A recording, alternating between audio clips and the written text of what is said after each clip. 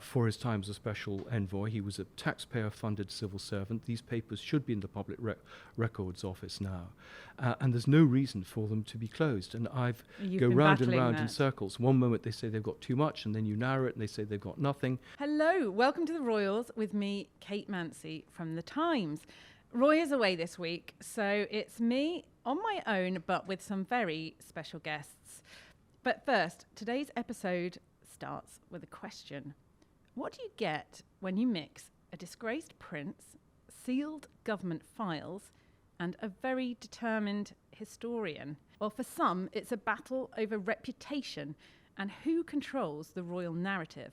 Because sometimes when it comes to the royal family, there are files we can see and those we can't. Trips we can't even find out about. Decisions are made, sometimes even with public money, that stay hidden from view, it seems. Historian Andrew Lownie has spent 4 years piecing together the story of Prince Andrew, from his rise to his rather spectacular fall, and the institutions that, he says, have kept much of it behind closed doors.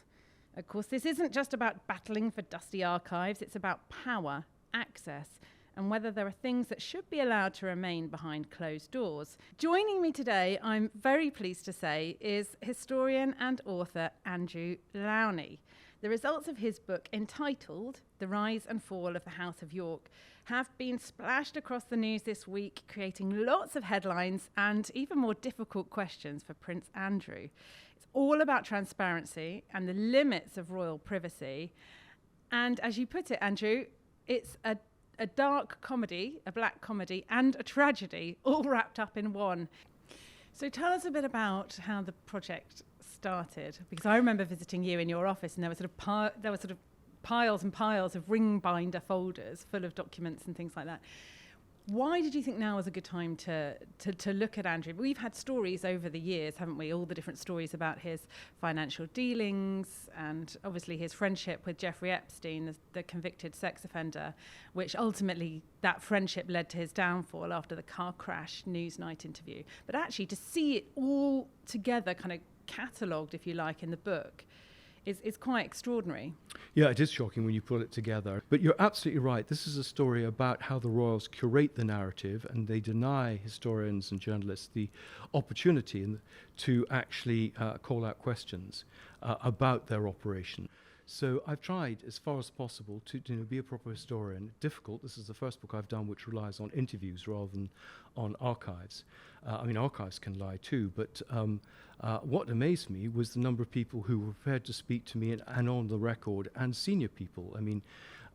Senior diplomats, the man who was his commander in the Falklands, his career mentor in the Navy, certain politicians, school friends.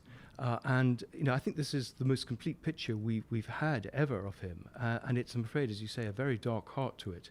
Because despite the headlines about Epstein and his sexual predilections, this is really a story about financial corruption at the center of the royal family. I'm hoping this will open up I think possibly the floodgates, because what I've got is the tip of the iceberg, and other people will come forward with stories. And I hope some of those ambassadors who didn't talk to me and the Foreign Office told them not to talk to me will now perhaps reconsider and think that there is actually a public interest in these stories coming out. I mean, you talk about it a bit about being a monarchist, but it is very, it's obviously very critical of Andrew. Did you go into it thinking it was going to be a critical book, or was that just what you found? No, I go into all my books with a completely open mind and are led by the evidence. I, in fact, asked to cooperate with the couple. I said it would help them shape the narrative, and they decided not to cooperate. In fact, told their friends not to cooperate. Had they seen the book before it was published? No.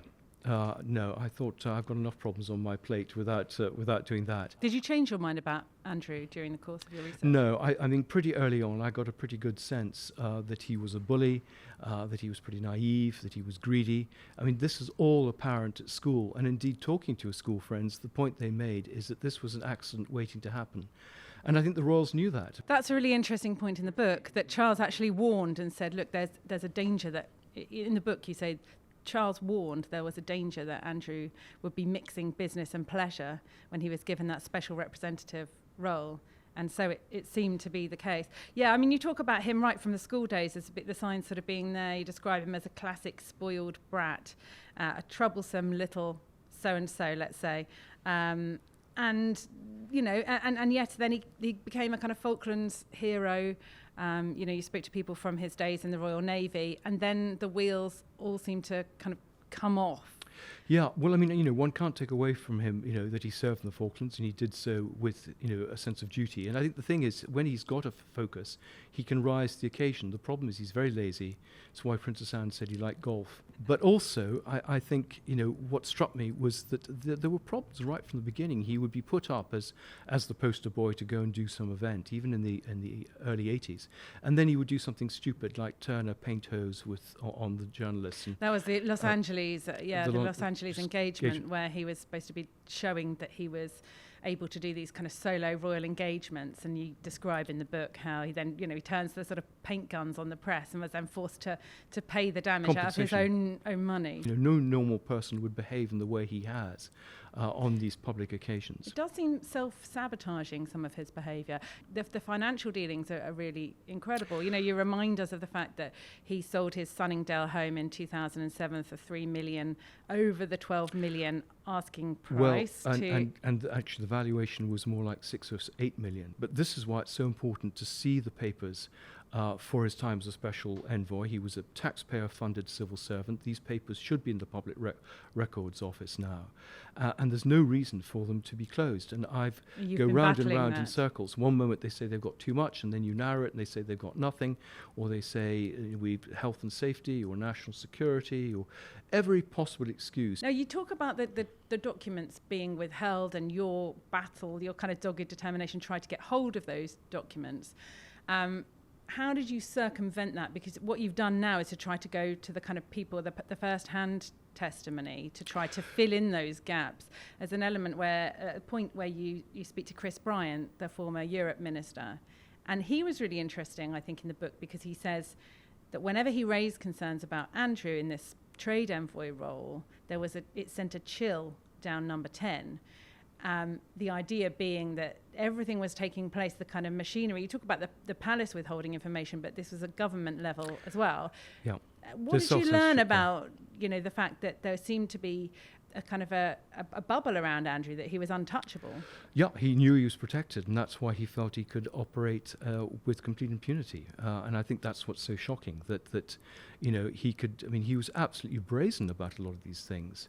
And no one called him out. I mean, he should have been shut down as special trade envoy almost immediately. I mean, there were complaints to Robin Javerin, the Queen's private secretary, from the head of the Foreign Office, and yet nothing was done. It was only actually Epstein that really brought him down, and Christopher Geit, who in some ways is the hero of this story, who basically said enough is enough and persuaded the late Queen's private secretary. Yeah, who persuaded them to move aside. But actually, even then, he was still making trips on the taxpayers' purse quietly to places like China, working alongside Pitch at the Palace, which was meant to be a charity run to bring investors and entrepreneurs together, a very worthy enterprise, but again supported by the Queen, events in royal palaces, Grenadier Guards playing the introduction, and yet he'd also set up a separate company. I talked to a diplomat in the New York consulate, and they complained that Andrew and Sarah Ferguson would turn up uninvited. They would want things organised for them, business events for both of them, which they used to network. And you know, the consulate had better things to do, and he insisted on Epstein being included, these events being organised quite early in the evening, because he wanted to borrow the consulate car and to go off and see what he called his friends. So, I mean, they were deeply involved in New York life. Now, it's really interesting. You talk about it being a joint biography. Obviously, that the attention is obviously going to be on the Duke of York, who at one point was second in line to the throne. But you kind of combine that chronological narrative with the story of Sarah Ferguson, who was only married to him for 6 years before they separated. And much of the time they were married, they were actually apart in different places, and has remained very loyal to him to this day and still lives with him at Royal Lodge. But in reading the book, what really stuck with me was Sarah Ferguson's just indefatigable desire just to keep getting up and getting on and starting new projects. And actually, she comes across as a far more likable character than Andrew. I mean, you say that you explain that she's greedy, she's profligate. At one point, she spent over £20,000 in a single day shopping trip. You know, her debts were racked up to 2 million to 4 million, it's estimated to be. Had a staff of 17 at one point, renting homes that she didn't end up moving into, and living this extraordinarily lavish life, not up to 9 holidays a year.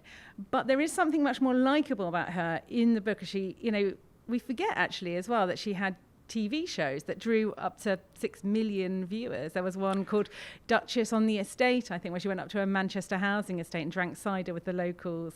And her work as a, you know, for charity is very admirable. So exactly, I've tried to be as balanced as I could. And, you know, she is a great survivor. She does pick herself up from, you know, some pretty big scandals. One thinks of the sting operation by the News of the World selling access to Andrew in 2010.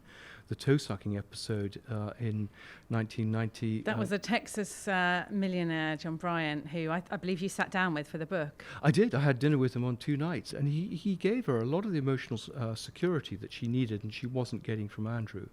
Because in some ways, you know, she is a sympathetic figure. You know, her mother abandoned her as a teenager. She has a lot of qualities, and I think the sad thing is, again, like generous Andrew, to a fault. Yeah, if she'd been focused and had someone around her who was kind of, you know, directing her, the two could have done, you know, great things, because they started off as being this breath of fresh air. And being slightly different, and there were times when Charles was having his marital problems that, you know, the royal family were putting Andrew up. Andrew had this expectation that actually he might become regent until William succeeded, and that Charles would stand down. So, I mean, you know, it is a rise and fall. And I think one of the interesting things to chart is you can see some of the points in the childhood that, you know, that sense of entitlement, that idea of status being the only thing he had, because he really had no sense of his own identity. Mm-hmm. And he talks even to his wife of, I was a prince first, a naval officer second, and a husband third. And this is the thing that he really counts for him. I mean, when I talk to a member of his staff about, you know, how does he feel about what's happened, you know, he's been disgraced. I mean, and he said doesn't mind about all that. The thing he really cares about is he's no longer, you know, doing royal events and being able to dress up. And it's a bit like Mountbatten. They kind of took on this aura. As soon as they stuck on their garter robes or their uniforms, they became someone else. Well, they are fantastic characters, and you do afford Andrew a little bit of pathos, I think. You talk about his amateur photography as a young man and how he had a dark room at the palace. And there is that moment when he's asked what inspires him with his photography. And he says, dare I say it, loneliness is the theme of my work. I think there's he's, you know, like everyone is a mixture of all sorts of things. I mean, I think in fact both of them have sort of, neither of them grown up. I mean, they go back. Their happy place seems to be when they were children. You know, Sarah, that she keeps returning to these halcyon days of her youth. And he's a bit the same. I mean, what grown-up man has teddy bears? And Elizabeth Day interviewing him, he had teddy bears in the office where she interviewed him. I mean, it's extraordinary. Well, the unconventional element that you talk about, I mean, there's also a very seedy element, isn't there? When you talk about Epstein, the fact that he was a guest of Epstein many times after Epstein was convicted of sex offences, and he hosted Epstein as well. You know, he hosted him at Royal Ascot, he hosted him at Buckingham Palace, at Balmoral, at Sandringham. This was a very close relationship, and you kind of fill in all the gaps there for us.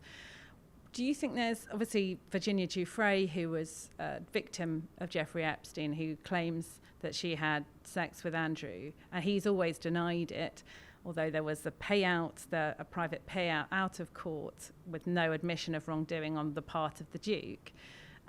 Do you think that, obviously she sadly died, Epstein has died, do you think there's more to that story? You point out at one point that the FBI had 20 pictures from Virginia DuFray, and one of them went missing, and you note the reference numbers on the pictures, and that one was the one with Andrew, the famous picture of him with his arm round her waist. No, I think it's pretty clear. I mean, you know, we have correspondence from Ghislaine and Andrew talking about how they deal with Virginia DuFray. I mean, there were attempts to bring in PR firms to try and neutralize her.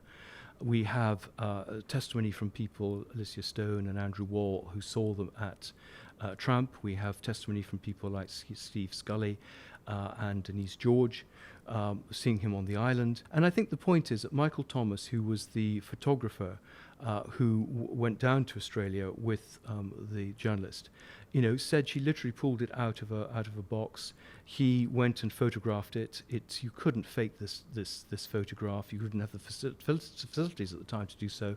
It's quite obviously date stamped with Walmart. Photographic experts have looked at the copy that he did, so I have no doubt that it's absolutely true.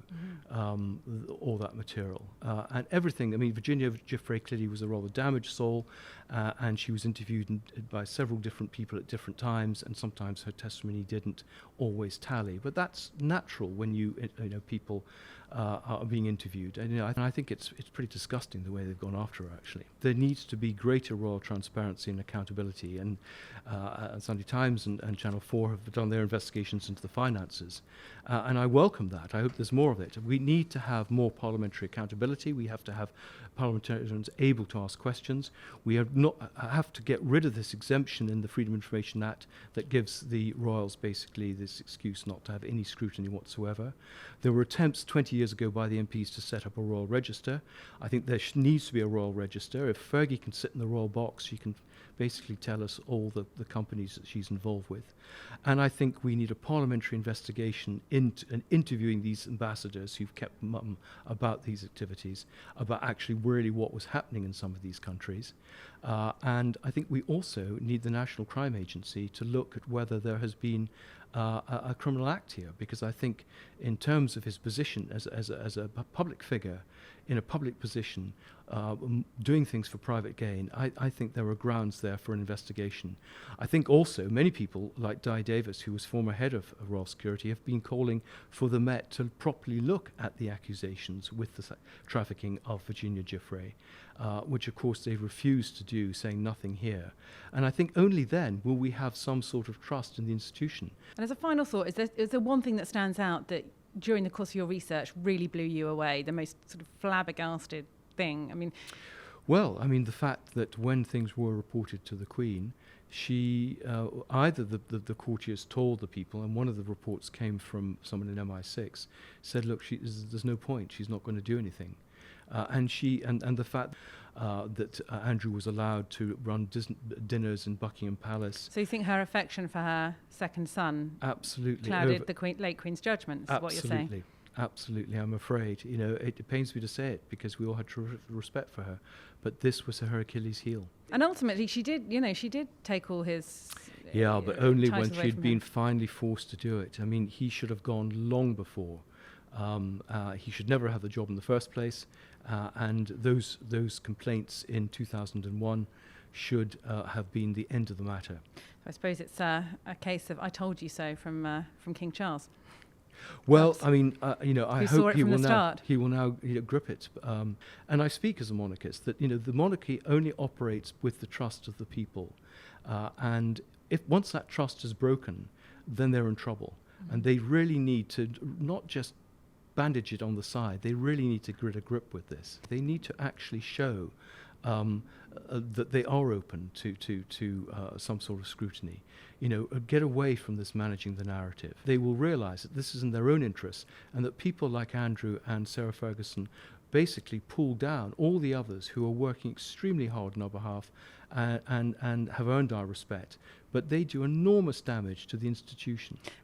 Well, Andrew, thank you for joining me. It's an absolutely fantastic read. We're going to take a break now, and after that we'll be finding out a little more about why it can be so difficult to get information about the royal family. Welcome back. Well, Andrew Lownie's now gone, and I'm sitting with George Greenwood, who is investigations reporter at The Times, who I work with very closely, and I'm pleased to say he's able to join us today. We're going to dig a little bit deeper into the legal mechanisms that protect the Crown from prying eyes. So Andrew was just talking about his book, some of the documentation he was trying to get out of the palace, out of government departments, and I think it's fair to say he was describing it as pretty much like getting blood out of a stone. You, George, are first of all, welcome to the Royals podcast. You are an FOI expert, really, and tell us a bit about the Freedom of Information Act, because this is a great tool for journalists when it works. Fantastic tool. I mean, so I've started off my career at the BBC doing nothing but FOI requests, and I joke to colleagues that I've sort of carried on that job ever since. The FOI Act is a fantastic piece of legislation for journalists. It gives you the chance to get records that we all pay for the government to create and have a chance to have sight of them. And it can really allow us to properly hold a government to account, as well as the royals and how they engage in public life. So, George, we're talking about FOI's Freedom of Information Act requests. Just tell us briefly what they are. Very briefly, any information that government holds, a member of the UK public can make a request. So not just a journalist, member of the public could do it? Anybody can make a request for information. And you email in a few questions? Email in your questions, and the government has to respond normally within about a month. Okay, so they have a time scale in which they have to respond, and you can direct your specific questions to the body, whether it's the Home Office or the Department of Transport or whatever, who you believe is holding that information. Exactly, and then they have to come up and argue why they shouldn't release information if they think there's good reason not to. And those could be for national security reasons. Okay. We're not. It might cost too much sometimes for them to produce that information for you. There are various exemptions. And how it works with the royals is that in most cases, for minor royals, there's a public interest test, which is the government department weighs up both sides of disclosure, non-disclosure, and then comes to a view. And the public interest test is where you have information that's deemed important enough that it has to be revealed. Yeah, so it's where information is so important and wouldn't cause harm that it should be released. And can you ask them anything? Pretty much, yeah. I mean, they're not necessarily going to say yes, but you can certainly ask. And the amount of rather wild allegations that get made via FOI requests is entertaining. But crucially, what it lets us do is, when decisions are made about us, when our money is spent, we get the right to try and find out more about that. How hard has it been for you to try to investigate Prince Andrew? So, as Andrew has talked about already, there's a default no in government, often where officials feel there might be embarrassing information or information which is not necessarily going to cover ministers in glory. There is a intrinsic resistance to release. Sometimes that gets overcome by legal advice internally and they release anyway. But often you have to go through quite a painful appeals process to get anything of significance out of government. And certainly with Prince Andrew, Andrew Lownie shared with me some of his rather long-running battles about trying to get very basic information about Prince Andrew's role as, for example, a trade advisor in government. Yes, there's a kind of element of misery likes company, isn't there, with you two? I think you've both shared your kind of FOI requests with one another to see what gets through, and sometimes it's the wording of it that enables. Because the royal family has an exemption, so why is that, do you think? So they didn't used to. So under the law, the king and the heir to the throne have something called an absolute exemption around their correspondence, and what that means is if it can be certified that is correspondence from the royal, we don't get to see it. Now, Prince Andrew isn't quite as lucky as that, as he's not heir to the throne. There is a public interest test whenever you ask for information about him, and often with him, given some of his activities, it's going to pass a public interest test. So actually for Andrew, it is easier to get information. But for Charles and for William, it is next to possible to get information about their official business from government departments. And for me, that's shocking. And it didn't even used to be the case. So when did that change? So royal fans may be aware of Prince Charles's spider letters. Yes. The Guardian ran a long-running campaign to get hold of these. These were the letters that Charles had handwritten letters that Charles had sent to government ministers about some of his pet projects, often environmental issues. Often environmental, very green-fingered, and by the time they were released, it was some of it wasn't, as extraordinary as they might have hoped, I think. Precisely. And I think the journalists who did it got a bit bored by the end, and it was quite, not very happy necessarily what they got. But the point with these was that it used to be that you could get Charles's correspondence, and the government fought a long battle to prevent that, but eventually lost in the higher courts. But during that process, they actually brought in a change in the law to ban the disclosure of royal correspondence from the king and the heir to the throne. And that, despite some criticism from journalists and transparency campaigners, was introduced. So whereas once you might have got this information on appeal, you now can't get it at all. So now it's becoming less transparent than it ever was. And given that Andrew isn't subject to the rules that govern the monarch and their heir, why is it so hard for Andrew to be? Is your feeling that it's because some embarrassing documents are being deliberately suppressed unnecessarily, do you think? I think it's a mixture of a culture of saying no. I think in the top of government, there is a control freakery around the spread of information. In number 10, for example, they're obsessed with keeping to the grid and keeping on track the government's messages at all times. And I think that applies to government more generally. And I think the royal household does have a very effective PR operation which wants to keep the message consistent. So I think there are naturally in government a sense of opposition to the release of uncontrolled information. So you've had, apart from a lot of this sort of banging your head against a wall, trying to get this information out. Tell us about some of the successes you have had when your freedom of information questions go in, and within the time limit you get that reply back. Has there been any kind of forthcoming information about Andrew that you remember as being kind of a wow moment? Well, I found with Andrew actually that often it's corporate documents that release a lot of information about him. So in December, after the H6 scandal, in which Yang Tengbo, a Chinese national, was revealed to have a very close relationship with Andrew. This was the alleged Chinese spy who was banned from entering Britain by the Home Office. Exactly. Yeah. I went through some of Andrew's company documents for his Picture Palace company. This was a startup company that he sponsored through, his role as a member of the Royals to start fundraising for new and exciting companies. And you could see in the court documents that even despite it being impressed upon him that he shouldn't be using Buckingham Palace as an address for his companies, he continued doing it overseas. So with Andrew, the problem is I find it's very hard to get into FOI, and I haven't successfully got much on him through FOI. I think Andrew Lownie's had more success, mainly by just being more bloody-minded even than me on these things. But it's the court documents that can be quite revealing, like you say. Court documents and corporate documents have both been really interesting in exposing just how Prince Andrew works, the way he uses the affectations of the royals to open doors. And I think one thing we look at Andrew, it's what sort of power he actually has in our system. Obviously, he can't pass laws. What he does have is the ability to open doors, especially with communities where there's a lot of respect for the royals in general. Middle East royals, for example, really enjoy having a royal visit their country from the UK.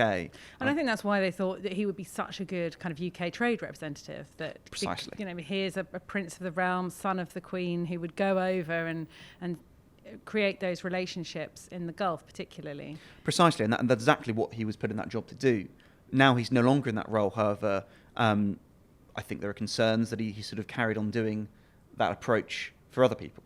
The H6 incident that you talk about with the alleged Chinese spy, I think that was fascinating, because we saw letters from Dominic Hampshire, Andrew's aide, telling the Chinese businessman that you sit at the top of the tree of lots of very important people, but you're right at the top, kind of telling him how important he was. I mean, there's also allegations in Andrew Lownie's book about how Epstein was using that relationship and taking information that Andrew had and giving that to Mossad, for example, and sharing kind of almost, passing on state secrets from Andrew. we can't ask Epstein, and Prince Andrew isn't going to tell us. So that's very hard to qualify, and it's hard to understand what private and confidential government information Andrew might have been privy to anyway, certainly after his UK trade envoy role was taken away from him. But all this stuff's quite interesting in terms of the role that Andrew has within the state, what power he has, and why he could possibly be in a position to open those doors in the first place, presumably. Precisely, and I think it also speaks to the power of what royals do in our modern society. You know, we're not in the stage of the Crusades where kings and queens sort of decide life and death of their subjects. But royals still sell. If you look at the tourist takings from Buckingham Palace alone, you can see what amazing soft power that they have. Now, with King Charles, you can see he puts a lot of that into his environmental work. Mm-hmm. Andrew, it must be said, has a more business-minded interest, as we saw with his startup group Pitch at Palace. Mm-hmm. And I think the concern with Andrew is now he is not a working royal. Now after the Epstein scandal, he's moved from public life to some extent. Mm-hmm. You know, how is he using those connections? Mm-hmm. And I think that's the big question. So even though he's no longer in receipt of public money, it's still a public interest question that he's using his connection as a member of the royal family to line his own pockets, essentially. And that's a role, obviously, as Republicans will say, is not something that he's earned or been elected to do. So what do you think, this lack of transparency in some circumstances, what do you think what effect does that have on public trust in the monarchy? Do you think this has a kind of damaging effect? I think it does. And I think that with government, the power of freedom of information, the power of access to information, is that you can see what they're doing. And if you can see what they're doing, and what they're doing is not nefarious or is not against public interest, you trust maybe they are just acting in public interest. Mm-hmm. And I think one of the key arguments for the royal family against Republican arguments going forward is that having them is good for the UK. Mm-hmm. And I think a lot of the scandals, as we've seen reported about donations and access to influence, is that it's done in the dark, is that the public can't see what the royals are up to. I myself have reported on the activities of Prince Michael of Kent, for example, and that his office appeared to help a friend of Putin to get a UK visa. All this material and this activity going on in the dark damages trust in what is an unelected organisation and a regime. And I think actually having the royals more subject to FOI would actually perversely help them. Yeah. I think having that transparency and a willingness to be more openness, a willingness to get away from this idea of the firm, I think would actually increase their chances of longevity. So as an investigative reporter, are there still kind of lines to pursue, do you think, with Andrew? What are the big questions that haven't been answered? For me, I think with Andrew, the big question is around funding. You know, he doesn't get as much public money or very much public money now. No, he gets none now. He's cut off. He's been cut off. And he's also been cut off by the king. The king used to pay him a kind of a grant, if you like, or a living allowance out of his own pocket. But he's stopped doing that now. So I suppose you're saying, where's the money coming from? Exactly. And I think that the big question for Andrew is you know, we know his expensive tastes. You know, he hangs around with very wealthy people, as Andrew's book has sort of shown. So I think the question is, where is the money coming from? Now, you know, it may well come from savings. It may well come from, you know, legacies that he's been left by his mother. But I think the lack of transparency around royal funding raises questions. And I think future stories about Andrew are likely to be follow the money kind of stories. Well, there we have it. Lots still to investigate, I think, on the Prince Andrew story. And rather than sort of putting it to bed, like I think the palace hoped to have done in 2019, nearly 6 years ago, when he stepped down from royal duties, we're still talking about Andrew, and more details are coming out. So are the rules designed to protect... So, are the rules which are designed to protect constitutional neutrality also shielding public figures from legitimate scrutiny? And are we happy with who gets to decide what we're not allowed to know? So far, we've had nothing from the palace or Prince Andrew's people about some of the allegations made in Andrew Lownie's new book, but watch this space. And that's it for me this week. Thanks for listening to The Royals. I'm Kate Mansey. Royal will be back from holidays next week when I'll be having my turn to take a break. But for now, see you soon.